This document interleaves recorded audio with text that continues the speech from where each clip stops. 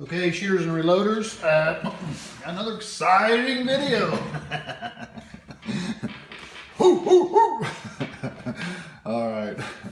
How can it be too exciting with all these books laying on the desk, right? This video is for my buddy C-Max. He wants me to talk about some benchmark powder. All right. We're just gonna go through it. If I'm okay, we're gonna act like that I'm just getting ready to start reloading some benchmark powder. That's what we're gonna do here. So first thing I do is when I do some research on the Hodgdon's benchmark before I even purchase the powder. And in doing so, you know, I find out that yes, it is good for 223 all the way to 308, which is awesome. And 6mm PVC. I don't have one of those, but I've always wanted one of those. Kind of a neat little cartridge there. So then, once I do some research on the powder to make sure that it is going to fit either the 223 or the 308 or anything else that I reload for in that range, and I feel that it's versatile. You know, I want to make sure that it's not just going to load one round. You know, one of my favorite rounds that I research or whatever you want to call it is for this .17 Hornet. Not the 22 Hornet, the 17 Hornet. I really want a 17 Hornet bad. Me and my boss, you know, we usually get in discussions about the 22 Hornet versus the 17 Hornet. And, you know, and it's to me, it would be a fun cartridge to reload for. If you don't know anything about the 17 Hornet, go check it out. You know, the ballistics are right there with 223. For half the powder charge. I mean, to me, it just sounds like a fun gun to reload for. But that's another subject. What he wants to know is the Hodgdon's benchmark. So once I get the powder, I do some research, make sure it's going to work where I want it to work, and you know, in the firearms or the cartridges that I want to work. Then I go to my different books. This here is the Hornady manual. What I do is I try to buy a manual for each bullet that I'm going to reload. If I'm going to reload Hornady bullets, then I buy the Hornady bullet manual. If I'm going to reload for Spear, I buy the Spear manual. If I'm going to reload for Nosler, I buy the Nosler. And of course, I have the Sierra manual. And then from that data, I can even go online and there's apps to find different. Hodgdon's has a great app that you can go to and find how to reload their powder. But then what I do is I go through the section. You know, I read up all how to get the case length and everything that I need there.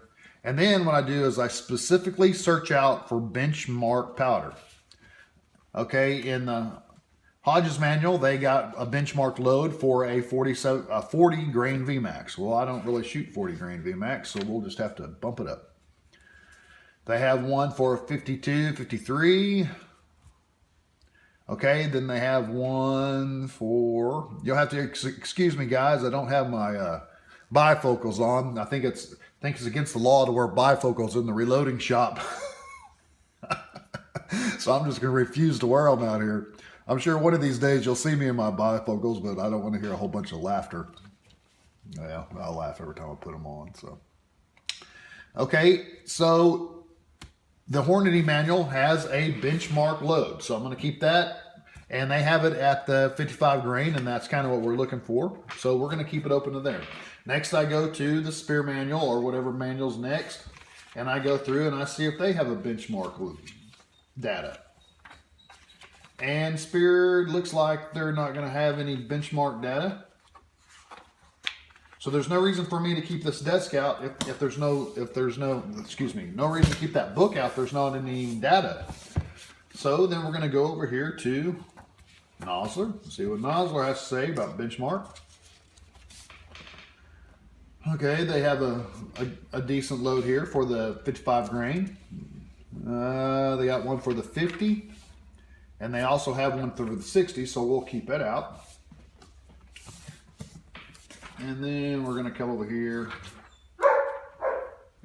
That dog is right outside that back door. That's probably why you can hear him. When I get to talking, and at this time of day, he likes to be running around in the yard or in here with me bugging me, so I'm just going to leave him out there. Okay, they also have it all the way up to a 40 grain to a 6 grain. So with that load data, then I can develop a load using the benchmark powder. I'm going to tell you based on, and I have reloaded for a benchmark before. I don't know if I have it on video or not. I'd have to do some research back on my videos. It's good powder, okay? I'm not going to lie and say, oh, that's not a good powder. It is. It's a good powder. But the problem is with the powder, in my opinion, is you have to throw so much of it. Now, in the Nosler manual and in the other manuals and what I've read, Benchmark is one of the most accurate powders to use in 223. That's why a lot of people want to use the Benchmark. I mean, right here in the Nosler with the 50 grain Nosler tip, it was the most accurate tested load. Okay, for the 50 grain. Now you start getting up to the 55 grain, it wasn't. But the reason I don't necessarily care for it is, like, let's take the benchmark. You know, the max power charge of benchmark is 25 for a 55 grain bullet. And for IMR 4198, it's 21. So right there, I'm saving 4 grains of powder just by using the IMR 41. And I've never had a problem with the IMR 41. So, you know, call me biased, but, you know, and you can, and that's absolutely fine. It's real hard for me to use other powders when I have a powder that just works so well. I mean, it's just hard for me. Now, don't get me wrong. I have a lot of powders, and I think I have a video on all the different powders that, you know, that I have that we're going to test to the 233. The only problem is I'm constantly going to be comparing them to IMR 4198. And the reason why is because I can throw, like I said, 5 to 6 grains less per powder charge. I mean, that in the overall savings on that adds up. But anyway, that's not what we're going for. We're going for benchmark. Stay on focus. Okay, so, but we're going to try that out. Now, benchmark says you can go all the way down to 23 grains for the 55 grain bullet. What do we got up here? We got 60s. Benchmark, basically 23.6 is where they want you to start there. And what do we got over here? Can't read it. And they're saying 21. So with all the different manuals, they each have a different low starting weight. So basically from 21, 23 grains starting weights for the same size bullets. Okay, then the max charge on them would be, one says 25.2, one says, let me find a 25. Let me come over here and see, 24.5. So even the max charges are a little different. But then what I do is I take that knowledge, I write it down on a little piece of paper, okay? So basically I can start about the 22 grain level.